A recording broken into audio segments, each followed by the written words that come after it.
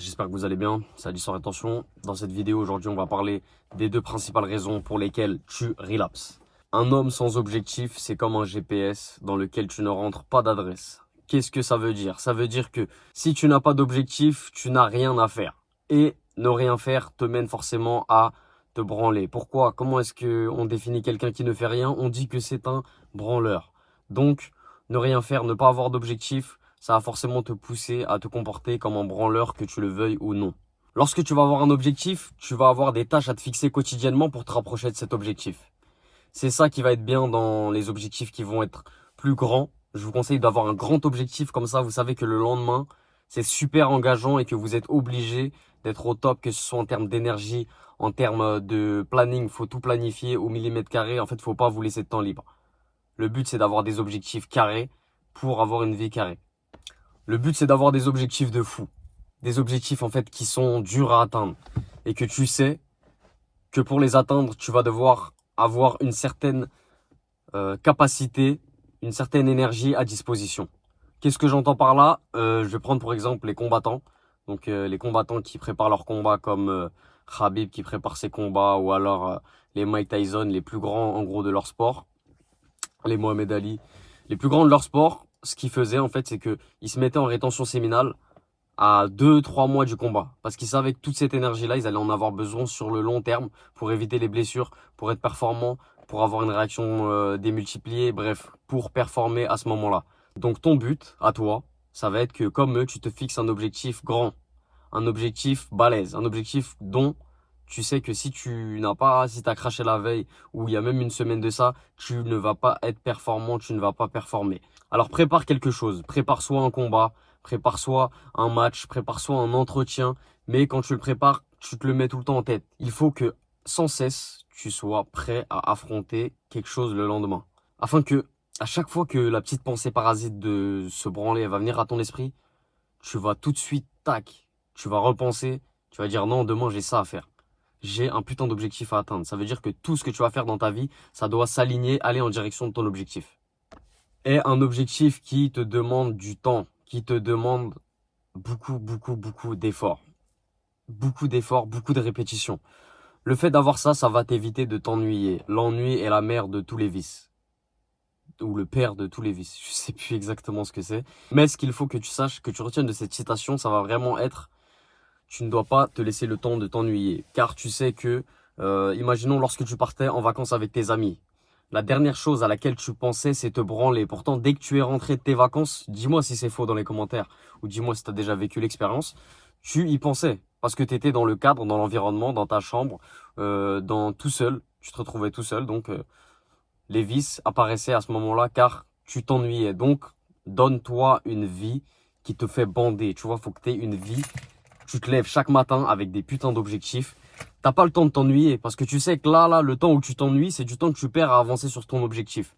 Et le temps que tu perds à avancer sur ton objectif, c'est du temps où quelqu'un qui est en concurrence avec toi directement, dans le même domaine ou pas dans le même domaine, mais dans la vie de tous les jours, dans tous les cas, t'es en concurrence avec lui. Pendant ce temps, ce mec-là, il avance.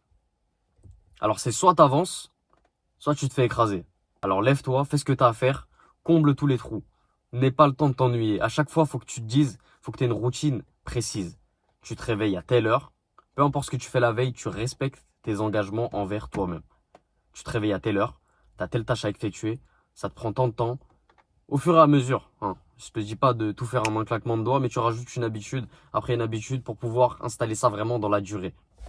Et à partir du moment où tu auras installé ça dans la durée, tu seras une machine. Tu seras une machine. Avant, pour moi, c'était impossible de me réveiller avant 9 heures. Tu vois, de me réveiller avant 9 heures en dehors de l'école, c'était pas possible. J'avais pas envie de le faire. J'avais aucune motivation à le faire. Mais c'est même pas une question de motivation. Je cherchais même pas à le faire. Donc je ne cherchais même pas la motivation. Là, je suis passé à un stade où en fait, je le fais car je sais que si je ne le fais pas, je vais pas me sentir bien, je vais pas me sentir légitime et mon aura va diminuer. Alors que quand tu te fixes des tâches, que tu respectes toutes les paroles que tu as eues envers toi-même, mon gars, ton aura, elle va s'accroître. Parce que tu vas pas te voir comme une merde, comme avant. Avant, tu disais, oui, demain, je vais commencer à faire ça, demain, je vais commencer. Là, tu sais que tu es dans le moment présent. Tu sais que tous les jours, c'est un nouveau challenge pour toi. Tous les jours, ça va être un moyen de gagner plus d'aura pour toi. Et cette aura-là, tu vas vouloir, à un moment donné, c'est ça qui va te faire kiffer. Tu vas savoir que tu vas la cultiver en travaillant sur toi, sur tes projets, en respectant les paroles, les engagements que tu as donnés envers toi-même déjà. Déjà, si tu veux commencer à être respectable, commence par te respecter toi-même. Commence par respecter ta parole. Je veux pas que tu dises, demain, je ferai ça, et après tu te trouves une excuse. Ah, mais j'ai mal au dos. Ah, mais finalement, j'ai un peu mal à la tête. Non. T'as dit que demain, t'allais faire ça. Tu t'es promis à toi-même que t'allais le faire. Tu te lèves, même si t'as pas envie de le faire, même si c'est dur, même s'il pleut, même s'il y a du tonnerre, tu fais ce que t'as à faire. Alors, rends ta vie excitante. Tous les jours que Dieu fait, il faut que tu rendes ta vie excitante.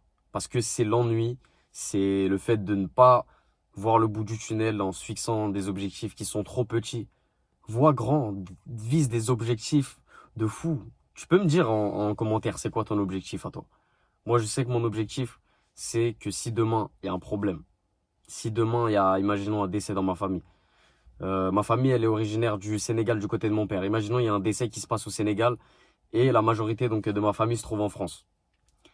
Moi, mon kiff, ce serait que dans ce moment-là, tout le monde soit en mode, il n'y a pas de stress à penser à, ah oui, mais là, on va pas pouvoir aller assister parce que, non, tout le monde peut y assister parce qu'ils vont dire, Adis, il a fait le travail en amont. Adis, il a fait le travail sur lui. Ça veut dire que là, il n'y a aucun problème pour aller le voir, lui dire, voilà, c'est telle situation, tac. C'est ça, en fait. C'est dans l'idée, en fait, moi, c'est pouvoir être utile à n'importe qui dans n'importe quelle situation. Et ça commence par être utile envers moi-même. Tu vois, si je suis la première personne à qui je dois pas mentir, je suis la première personne avec qui je dois être bon, c'est avec toi-même. En tout cas, cette vidéo, j'espère qu'elle vous servira, que vous l'appliquerez surtout, vous l'appliquerez à votre vie, afin de pouvoir en tirer le plus de bénéfices possible. C'était Adi sans rétention, on se dit à la prochaine.